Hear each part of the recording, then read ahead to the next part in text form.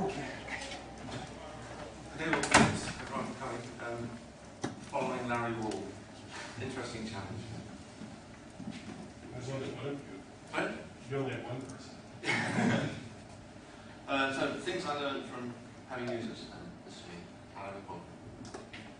So it's, I was quite surprised when I looked this up when I was working out the slide of this talk. It's actually pretty much 10 years since I got a CPAN account. My first upload is not on CPAN anymore because it's old rubbish, but it's still on back and it's dated April 29th, 2000. And it's Array Compare version 0.01. Did anyone ever use Array Compare? Okay, thank you. It's a pretty pointless module. It compares arrays using a completely ridiculous algorithm. It seemed like a good idea at the time. It really wasn't. My second upload to CPAN was similar prop sub, which is an even more pointless module. So there may be some kind of theme developing here. So now I've got 24 distributions on CPAN. They're all listed there. Some of you may have used some of them. Array Compare at the top. Canada Simple people use. Perl people use. Obviously people don't use single prop sub or hash terminal, things like that. The WW shorten people use quite a bit. But most of my modules have tiny numbers of users. And not having many users is really good. Because users are a problem. Oh yeah. Users report bugs. Oh yeah. Users suggest enhancements, and they might not be the enhancements that you wanted to add. Users expect you to listen to them. No matter how much you explain that this is open source and free software and you get exactly what you pay for. So writing unpopular modules is really good. It means you can release whatever you want. It means you can release whenever you want, on whatever schedule. You can put a module to one side for 2 years and not touch it. You can completely change the interface whenever you want, if you don't have any users, because boy do users hate it.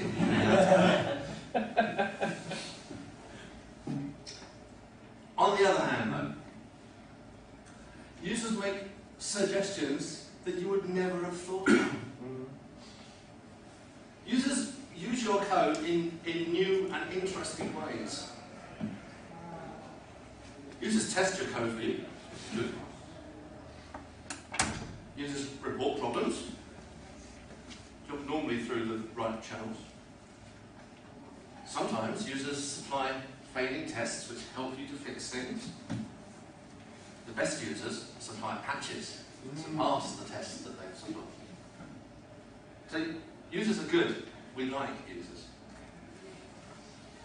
Embrace your users. Not literally in most cases.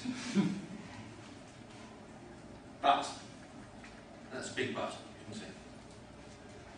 Popularity brings its own problems. You can have too many active users, because too many active users lead to too many bug reports. Of course, why are you releasing buggy code? So maybe too many enhancement requests is what we actually mean. So even it can be with a popular module, and as I say, that's not a problem that I had. It can be difficult to keep track of all of the requests for enhancements and things like that that are coming in. So use the tools that CPAN gives you. CPAN has a fantastic infrastructure. Distribution is handled for you. You upload your tarball to the right place, and it appears all over the world for people to download. Testing is well, of course you do your own testing, but CPAN testers, thanks to Bartley and his huge crew, handle a lot of testing for you. Even better, they do cross-platform testing your code on platforms that you'd never think of using. Windows, perhaps. But for the purposes of this talk, the important thing is that bug tracking can be handled for you. So every CPAN module gets an RT queue. RT is the request tracker. And you can find the request tracker at rt.cpan.org. It's donated by Best Practical, who are the people who write request tracker. So you can add that to your documentation. Say this is the place to report bugs. Now this is from the documentation in one of my bugs. To report bugs, please use the request tracker. You can either do it on the web page, there, or you can do it by sending an email. And then people follow those in instructions, and all of the requests, all of the enhancement requests, all the bug reports automatically end up in your RT queue, so you don't have to carry them around in your head. That doesn't work. It doesn't work because the documentation also includes this. So you give someone this. That's too long, didn't read. That is much simpler. So you get emails. So those of you who use Thunderbird, install the redirect plugin for Thunderbird. It means you can bounce the emails straight off to the RT queue. And it's still, because what I've started doing was just forwarding the emails from my inbox to RT. But the problem with that is it looks like it comes from you. But if you bounce it using the redirect add-on, then it looks like it comes from the original person. That's actually, if there's one thing you take away from this talk, that's my top tip, that bouncing email to RT is a brilliant thing. Those of you who are still old-fashioned and use Mac, there's the bounce key, which is B by default, that does the same thing.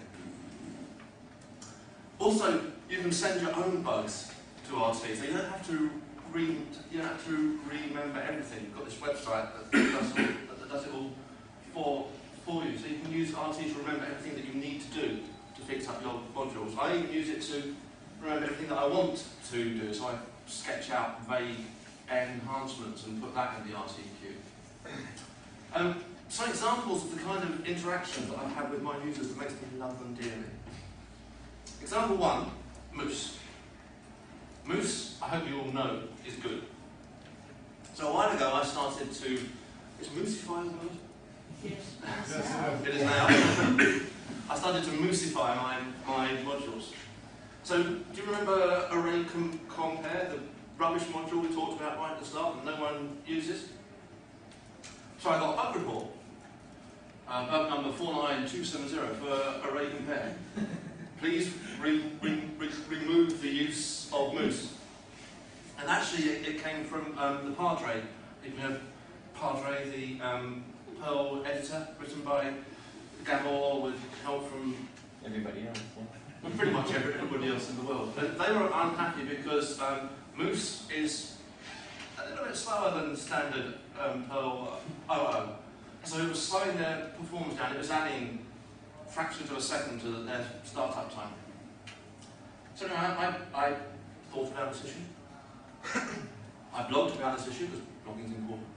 Other people were kind enough to join in, and there was a whole blogging discussion about it. Some of you might have read some of the articles that were written about that time. This is one of the great things about having the big expanded Perl blogosphere that we have thanks to Matt Trout and the Iron Man thing, is that people have these conversations on blogs.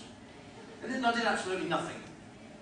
I kind of thought that if the discussion went on long enough, either Moose would have got faster, or the people that were complaining would have bought new machines with a faster processor. And then I decided that it wasn't worth my time worrying about it. But of course, the source code is out there on GitHub, and I told them that they were free to fork it, because it also had the pre-Moose version. As far as I know, no one's done that. So the moral from this story is that your user is not always right, and it's okay to push back on their requests at some time. Example 2 is Net Backpack. Has anyone used Net Backpack? See, my modules, no one ever uses them. Has anyone ever used Backpack? Backpack is a system from 37 Signals. They're the Ruby on Rails thing. Backpack is kind of like a cut down version of their base account product, but a lot of people use for project management. They call it a personal information manager. Anyway, it has an API. And APIs are good because APIs means that you can write modules that wrap around the API. So very soon after they released the API, and I'm talking like a couple of days, I started work on a thing called Net Backpack. But it's a big API. And I got really bored writing all these XML calls that you have to do to get the data back. But hey, they say release early, release often. So I released a partial implementation. And someone out there found it useful, had a user. Actually, I think I only ever had one user. But she sent me a patch completing the implementation of the... Nashura, her name was. I've never met her, but I'm eternally grateful for those patches. A third example, Planet. Terrible name, I admit. Stuck. Planet is a web feed aggregator for building Planet websites. I wrote it because I didn't want to happen in Python. And Planet, which was the Perl solution out there, was far too complicated for someone stupid like me to understand, so I started from scratch and wrote something simple. It's really, really simple. Might even be too simple for some cases. Because users have, users have unexpected use cases, shall we say. I go with weird myself. Does anyone know Alex Kapranov? Kappa? He's not, I haven't seen him here. Is he not here this year? No. He was around last year. Anyway, he wanted to build perlplanet.ru, aggregating all the Russian people, or people speaking Russian, that are blogging about Perl. And they're writing in Cyrillic. And that was a really handy test case because it flushed out loads of Unicode issues in both my code and the modules underneath my code that I was using, XML, RSS, and things like that. But Kappa didn't complain to me. He kindly forked the GitHub queue. He fixed the bugs, and then a few weeks later I got an email with a pull request from GitHub. I went through it. I didn't apply all of his patches because they didn't quite fit with the way that the module was going, but Kappa++. That's the kind of user that you really want. Sticking with Planet, you've all read, I hope, Planet Iron Man. See that? Actually, I think it still does use Planet. But they wanted to switch to using Perl. I don't know what they didn't like about Planet. I can't remember. But as I said, Planet is very simple. It runs on a YAML configuration, which is okay for the kind of planets that I build with it, where I'm aggregating a couple of dozen feeds. Very simple, but it doesn't scale particularly well. And Planet Iron Man, last time I asked Matt, I think he said they just passed 300 feeds, and passing that out the YAML file isn't particularly good. So Matt and the Shadowcat boys and the N-Knife and Perl organisation are all sort of part of the Northwest England Perlmongers. So they had a hackfest over a weekend, came up with many improvements to the code, For example, well, basically what they did was it was a monolithic application, and they just split it up and made it far easier to subclass, so that you could subclass the bit that was reading the configuration, so they could read it out of a database, things like that. Yeah, so more. Again, subclassable, is that a word? It is now. And again, I got a GitHub pull request. Actually, I got another GitHub pull request from them just a few weeks ago. They've done a lot more changes with it to say more roles driven, which is something I would probably have never got around to doing. Everybody wins. So, in summary, writing software just for yourself is a lot of fun, and that's how we all started out, I'm sure. But writing software for users is better. Seeing your software being used by other people is great.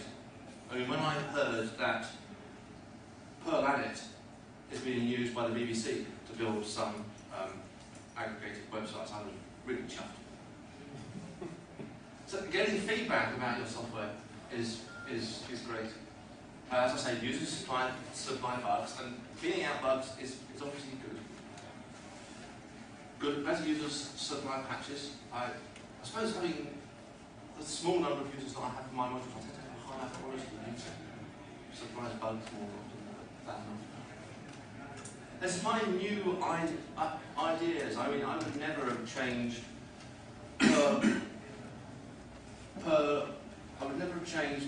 Perl Edit in the way that the Northwest England pollmarkers suggested. They supply new insight into your own software. They appreciate your work. It's nice to be appreciated. The best, absolute best of all, some users show their appreciation by buying you beer.